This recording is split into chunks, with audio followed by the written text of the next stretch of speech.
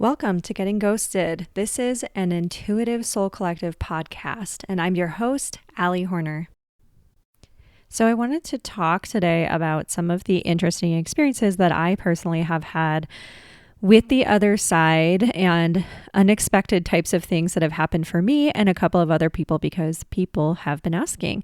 So today we're just doing some fun stories and encounters that I've had with the other side that have been super random, super funny in some cases, and very helpful in others. So a while back, I was going through just a really tough time, and this was like years and years ago. And I had been working with spirit for a while, and I do see them in the room with me from time to time, like especially if I'm doing a reading and then they're out, they're gone, like there's no weird boundary stuff for me. And so anyways, I'm not used to just looking up and just seeing them there at this point in time, unless it's, one of my guides that knows that they're welcome to come and pop in from time to time when I'm doing other things, or if it's something really important. So just to give a little background around this. So I was going through this tough time, and there was a situation that I just really, really needed resolved. And I was kind of at my wit's end. You like do that like crying in the kitchen moment. And so I literally had just sunk down onto the floor and was leaning up against my kitchen cabinets and just was sobbing. I was emotionally exhausted. I'm like a single parent. So I just was like, I am so overwhelmed. I cannot believe this situation is so drawn out. And I couldn't believe it. I was just overwhelmed and just sobbing. And I look up, and a man, and I will never forget what he looked like. He had dark hair, and it was sort of like this like not shaggy, but I wouldn't say it was like cropped. It was a little bit longer, almost like where it has a little bit of a flip out at the bottom. So he had this long hair, and he had these light piercing blue eyes, and he was very very clear, and I would say strong and secure and upright in his walk. And he had on these like grayish black slacks and a belt. And I remember he had rings on and a golden watch. And then he had on this like white button down shirt that was slightly like one or two buttons undone in the front. And his sleeves of his shirt, like the cuffs were rolled up. And he walked through my wall and looked at me, and he said, "I'm going to effing take care of this." And like, just like that. And that's all he said. And then he walked back out through the kitchen wall. And I went, what? Like, I was in disbelief. I was almost kind of like in shock for a split second, but it didn't feel bad.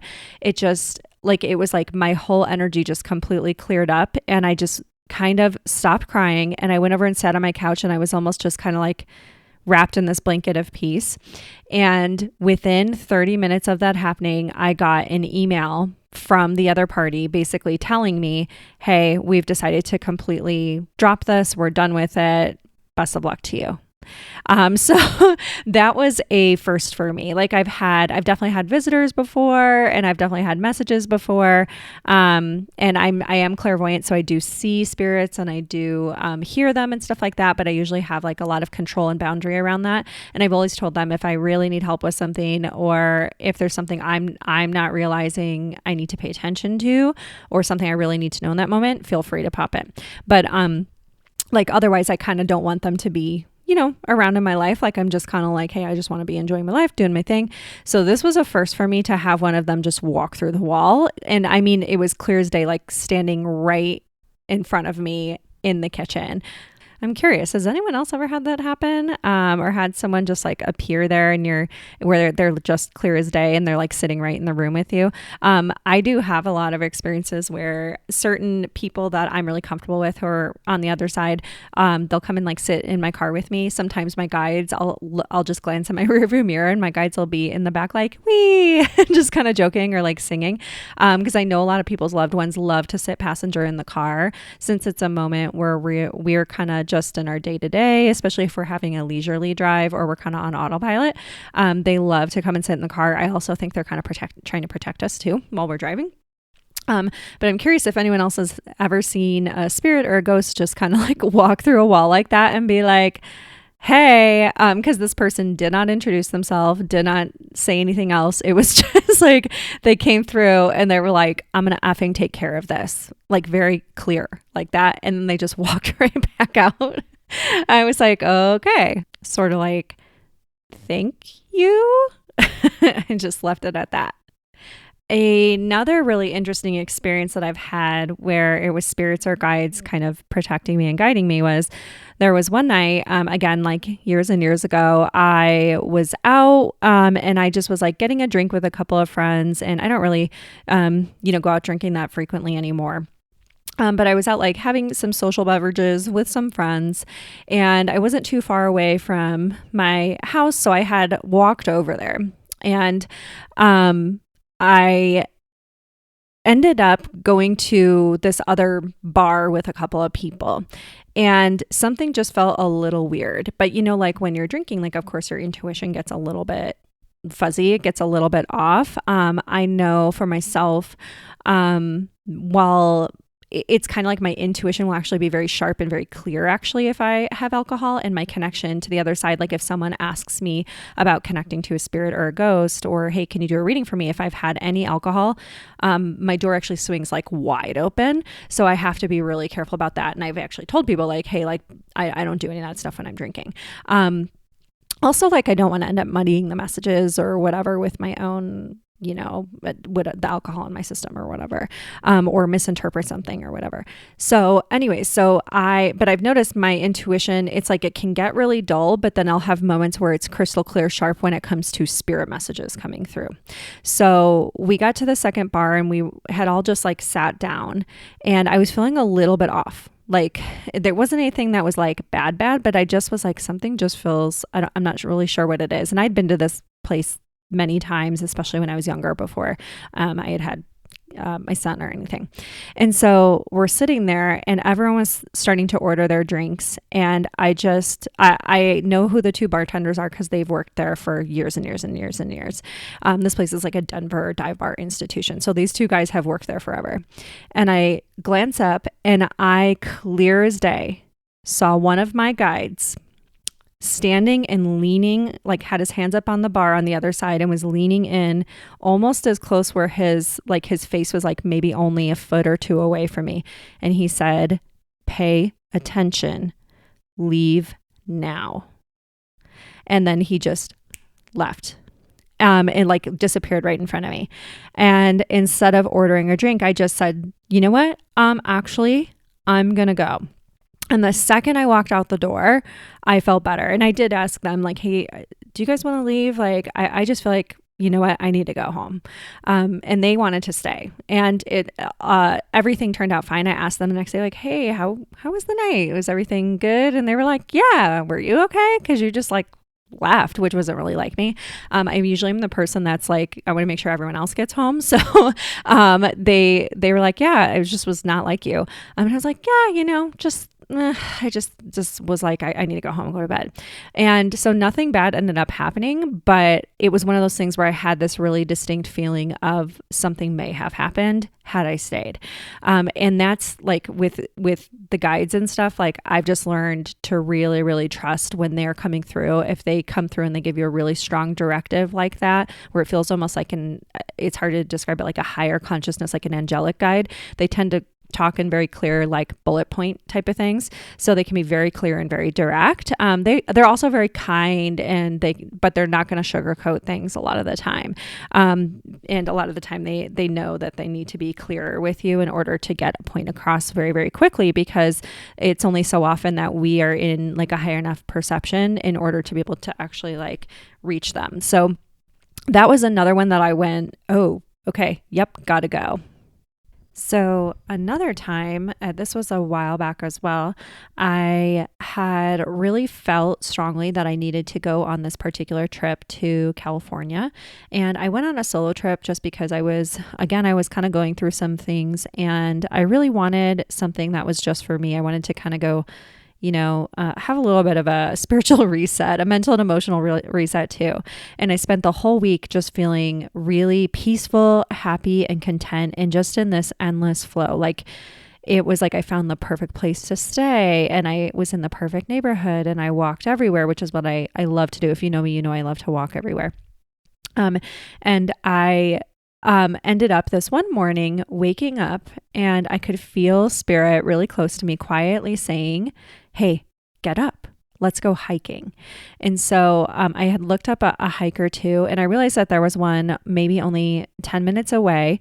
I called up an Uber, and it literally was like there was no traffic. So we took this beautiful quick Uber ride and got to see the ocean and everything. And I'm in a landlocked state, so that was really nice for me. And we get over to the hiking trail, and I get dropped off, and started going down this really beautiful hike that was relatively easy.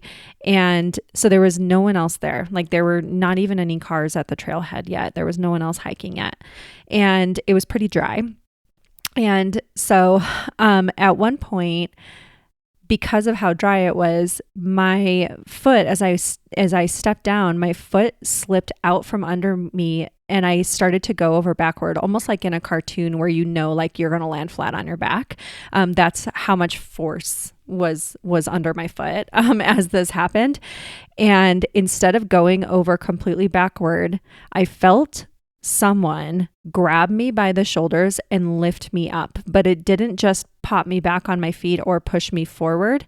It literally picked me up off the ground for a split second. So both of my feet were off the ground floating. And then I dropped back down. And when I looked behind me to say thank you to whoever it was that did that, there was no one there. And I was not in an area where there were tall bushes or tall trees where someone could have just like popped out and done that and then popped back behind a tree or hid. There was nowhere to hide. So I knew, and I like absolutely knew that someone in spirit had grabbed me and helped me and kept me from falling. And I just kind of said, thank you. And I continued out on my hike. So I was walking back down the mountain, and I made a wrong turn, or so I thought. And I ended up coming across this really, really beautiful place that was aligned and founded by Paramahansa Yogananda, whose book I had just read.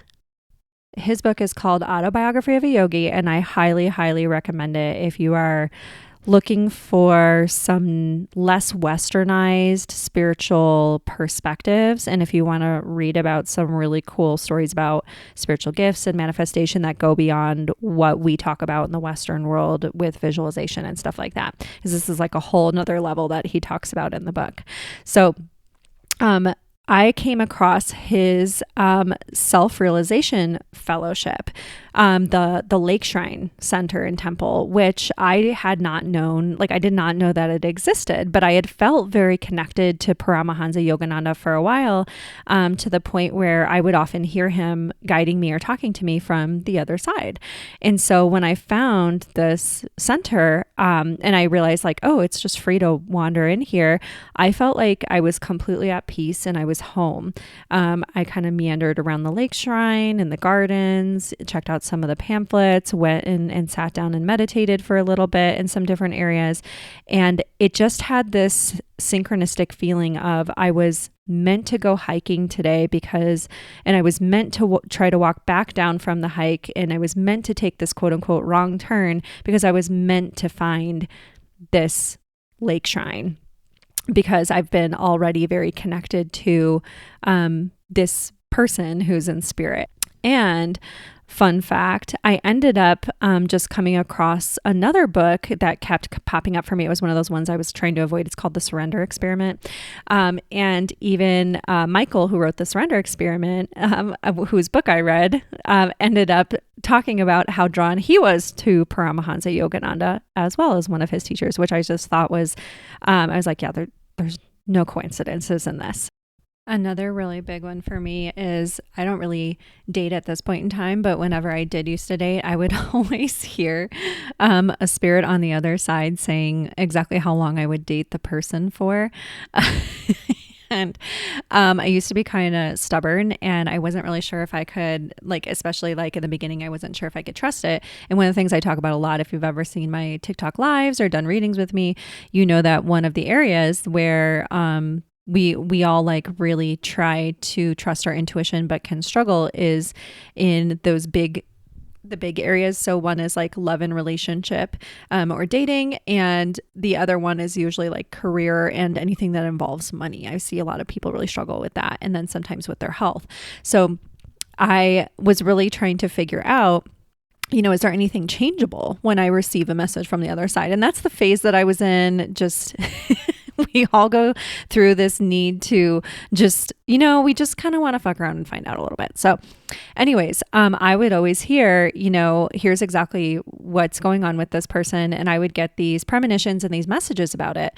And when it was someone I really, really, really, really shouldn't be dating, the messages would nag at me. Like, it was like, I would hear them in the night. I would always see, so the same dark haired guy that walked through my wall, and that I mentioned earlier in the episode, he would always pop in, and I would see him in my third eye, or I would see him like sitting at like across the table from me when I was having coffee or something. And he would say, exactly like, it's going to be 6 weeks, or you really shouldn't date this person. He's doing drugs, and they're going to be really harsh on your body, just literally being close to him. Like, it doesn't even matter. Like, cause I don't do any of that type of stuff. So he would tell me exactly what was going on with each person. And I would know, like, when this dark haired guide for me shows up, I know that I am not supposed to be involved with this person anymore. And I will say, this dark haired spiritual guide or protector of mine has literally never been wrong. One time he even told me, hey, this guy, you're only going to go on 2 dates with him. And he was right. It was literally only 2 dates. And this other guy was literally 6 weeks. But he said, but after about a year, that person will circle back around and you guys will stay in contact, but you should not date him again. And he and he had said very clearly to me, you likely won't survive it. Like, he's going to get you into some bad situations, and he's going to make some really bad decisions. And I knew, okay, that makes a lot of sense actually with his history with drug use and stuff like that. So I had like, I don't know, I think I kept in touch as a friend, like on and off, like really didn't see this person very often or make any effort to like stay in much contact with them. But he was right. We only dated for about 6 weeks. And then about a year later, we like got back in contact really, really randomly. And we're really not even like friends anymore or anything like that. But because I just knew, I remembered this message, and I knew that in everything that he had told me about the guy, even though the guy hadn't admitted it at the time, a year later when we got back in touch, he admitted to everything. He had been an addict. He had like some pretty big drug use going on, and he had so I had felt like something was really off with him, and I had this awful body feeling around him, and so I had not wanted to continue dating much longer either. And so that is how that guide tends to protect me. He tends to be that one that pops in, that's like, hey, like, you really, really, really, really, really need to like not stick around this person. And he tends to tell me like in a very direct way. Like he tends to be very blunt and very direct. Like, he can joke around, but he's usually just there like being very firm, and well, I would say just more like he's being very clear, like, hey, you need to hear this right now. And I have to say this too, even when I would push aside or ignore his messages, and I would go to get readings for myself from, or I would ask a friend, hey, I was thinking about this and this for my work, or I was thinking about doing XYZ with my apartment. Like, can you tune in and like double check on the energy for me around it? It's just so I'm making sure I'm like seeing all the puzzle pieces and whatnot. And so he would come in anyways, and he did that in every reading that I tried to get for a long time. And they were like, no, he's obviously like angelic. He's a very benevolent presence, but he definitely is like, no, I need to talk to her because she keeps tuning me out. So even, we all do it. So, but, he's definitely more of that like protector, like lifer type of guide where, I always get the feeling of like, we all have these like guardian angel types that were assigned to us that we agree to work with, before we even come into our earthly lifetime. And for many of them, it's like we do that for them in other lifetimes. So that is all for today. I hope you liked hearing some of our stories or some of my stories about my own spiritual guides and spiritual interventions that have happened with dating and into just regular everyday experiences. I certainly have a lot more. So if you want to hear more, let me know. Next week, I am going to have a bunch of stories of other people who had spiritual protectors, guardian angels, messages from loved ones on the other side, and little spiritual interventions that saved their lives or helped them to make a split-second decision in terms of protection, etc. So look forward to that next week. Also wanted to mention I have some really fun new things opening up, a course for people who are wanting to develop their psychic mediumship and actually learn how to do readings and potentially create a little bit of extra income from doing psychic mediumship work. If you are really feeling called to that and you're like, I really want to develop my gifts, kind of figure out my own spiritual woo-woo kind of business type thing, check that out. I will put a link to it in the show notes.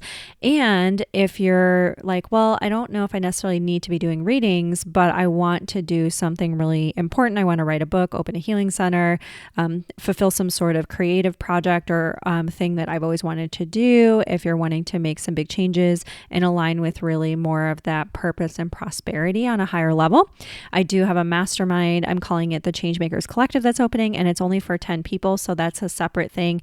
And that is also available. I will be putting that on my website as well. And if you want to get in touch and have questions about it, feel free to reach out. Both of those experiences are going to start in June, and they both will have one larger gathering where both groups of people get to come and meet together and actually hang out together and stuff, which will be in September on Lake Michigan, which will be beautiful in mid to late September with the leaves starting to change and the weather starting to cool down a little bit. So it should be a really, really good time, very grounding energy there with the lake and the woods and all of the nature around there. I think it'll be a really great energy. That was really what came up really strongly from my guides. So I just have to trust them. But check everything else out on my website. Links are in the show notes. And thank you so much for listening to this episode of the podcast. Goodbye.